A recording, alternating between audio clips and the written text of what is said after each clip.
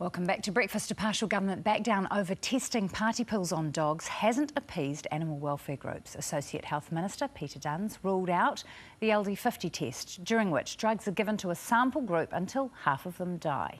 But he won't rule out other tests, saying they're unpleasant but necessary.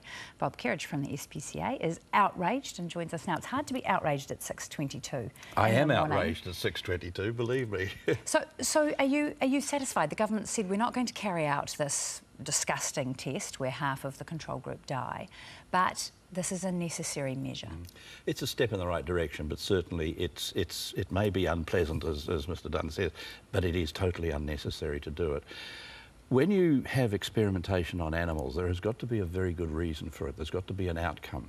And the people who want to experiment have to look at the outcome. There is no outcome here. They want to know whether party pills are dangerous or whether they are difficult for people. They are. We know that. We don't have to experiment on anything. So forget it. I guess, though, we know that party pills are here and we know that people can die of excessive use of them. So there's a safety requirement as far as society goes. It's just who actually wears, you know, who carries the buck. Where does the buck stop? Is it with the people who use it and they just take untested substances, or animal testing, I guess, is part of our society. So many medicines are tested on animals. Are we okay with some party pills being tested on rats? Well, certainly I think animals are tested on for good outcomes. And although we are not very happy with animal testing in any shape or form, if it is a good outcome, a positive outcome that is going to help people, that's fine.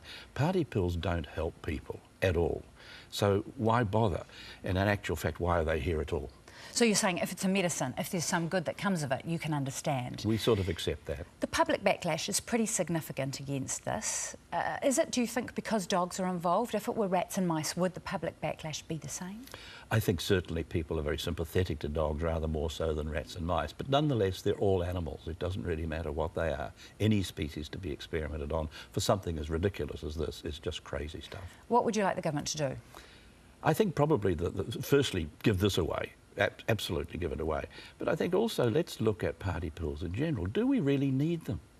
I think society would say we don't need them, but they are here, and the fact of whether we need them or not... Doesn't make it right though, Petra, does it? No, it is a complicated situation. Yeah. If people are going to use them though, do we have an obligation as a society to try and protect people from themselves? I think if we've got idiots that want to use party pills, try it on them.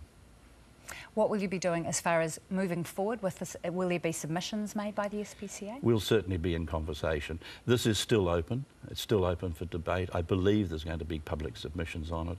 I think the government will get the message loud and clear from everybody. And who do you think managed to get this initial back down or step down? Was it Mojo Mathers? Who would you give the credit to? I think credit goes to the public. I've been absolutely heartened by the support I've had and the stand we're taking. We're only one of a number.